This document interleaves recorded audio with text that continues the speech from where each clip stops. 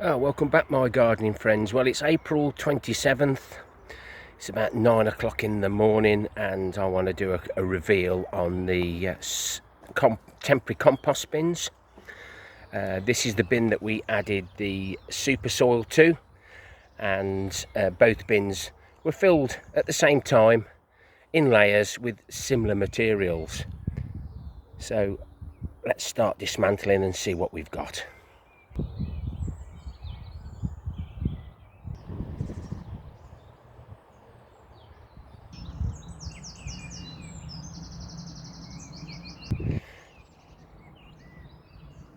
Now there's quite a bit of worm activity, and the amount of leopard slugs in this one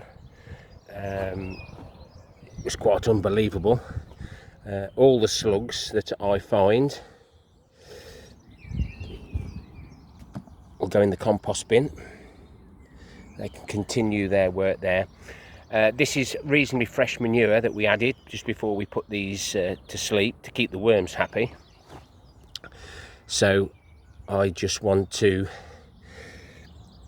put those worms and that compost into the compost bin to help break up those brassicas that... how am I going to turn my tablet off now? I shall have to lick my finger again.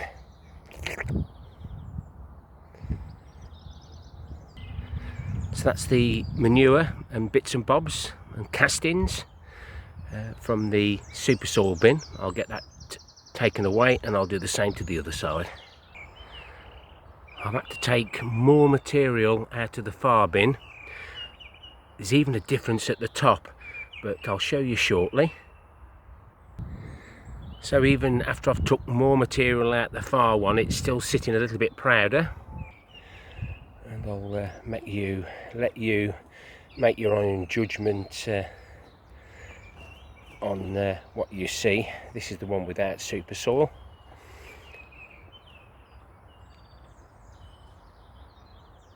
Definitely a difference there. So we'll get a bit more material out and get to the nitty-gritty. I don't think I'm going to be able to slide another pallet collar out without irritating my back, which I don't want to do.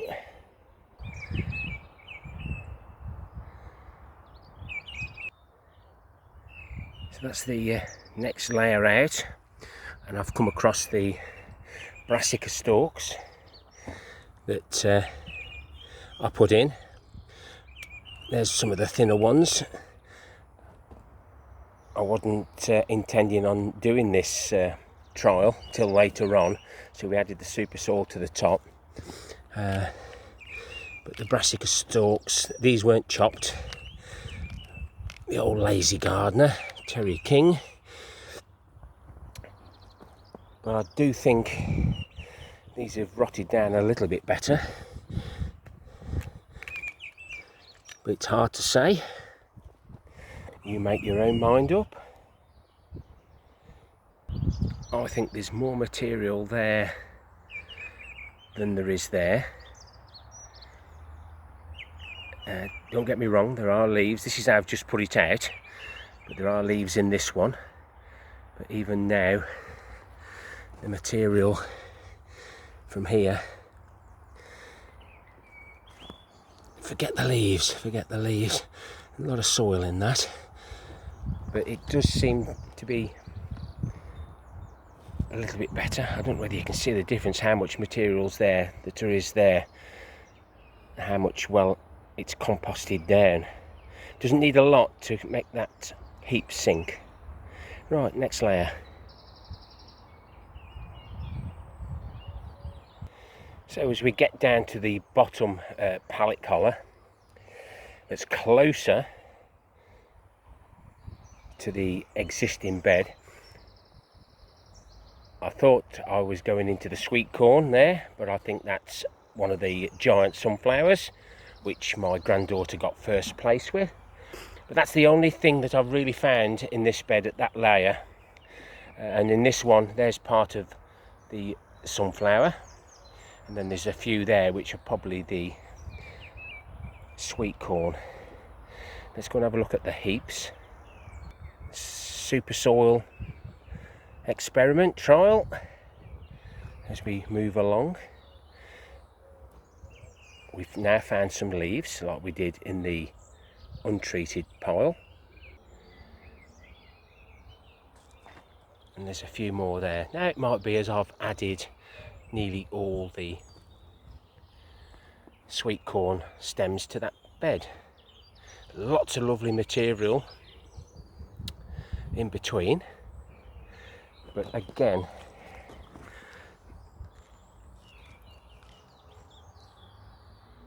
just check out the actual difference in the material that the extra material that hasn't broken down yet. It's very difficult to give you an estimate, but I still think that this pile at the front that hasn't had the Supersoil has still got a lot of breaking down to do. There's definitely more there. I can definitely see why I line my palette colours. They're absolutely wet through and going rotten.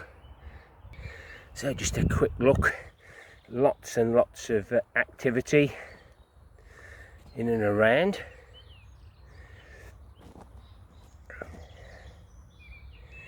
This is the untreated. So let's get these last two bits out.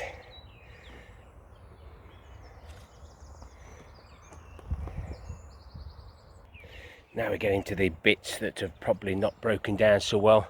I've just broken that sunflower stem up, and leopard slug in there and all his friends. Definitely a place for creatures to hide over those cold winter months. Well, that looks a little bit barer, but remember, all those juices, remember 80% of all organic material is normally water. All those juices are now flowed into this bed and got it ready for me for planting the next lot of brassicas. And there's definitely more material there that hasn't broken down.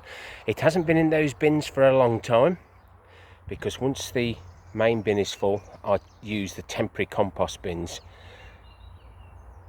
And there's no evidence in the untreated bin of any of the privet hedge clippings, so we've got a few there. They do take a long time to break down, but as you can see, we're almost up at this end. Get you down to the same sort of level. There's a lot of material here. It's all good material. I add it to my potatoes and the potatoes break it down even more. But yes, I must have put all the privet hedge clippings into the compost soil trial right at the bottom. Well, they were at the bottom. But overall, I'm very happy with the material that I added Supersoil to. I will in the future add it as we get it, as we add to it, shall we say.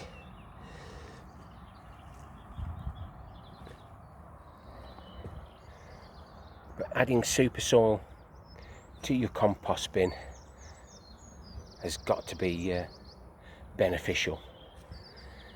They're all natural microorganisms that draw nitrogen from the air and put it into your soil. It's got to be the best environmental way. And of course, when you apply Supersoil, you can physically eat your crops straight away. All the large material, leaves, etc., will go into the compost bin to continue breaking down, especially the privet hedge clippings. We just hand pick, and then the rest, like this, they'll all go in. It'll go into the potatoes, and I'll be doing an experiment using material from the treated trial Supersoil experiment in one container and the untreated in another, to see if those Supersoil microorganisms keep working for us. Hope you found that useful. If you'd like to try some of these super strength super soil, then why not have a look in the description, see what you've got to do, and then drop me a Gmail as per the instructions, and we'll do a flutter draw and we'll sort out 10 winners of a small amount of the super soil. Yes, it sounds expensive, but you only need 1 gram for 45 square meters. It goes such a long way that eventually it'll pay for itself, and us using all those homemade fertilizers that destroy our waterways and watercourses. Leave me a comment if you've used Supersoil before, and why not visit the Supersoil YouTube channel and see what creators and farmers say about it. If you've liked the content, thumbs up or a thumbs down for the interaction.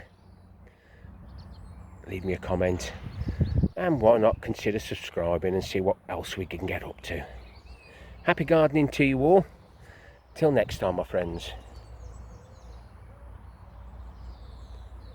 Ta-ra for now.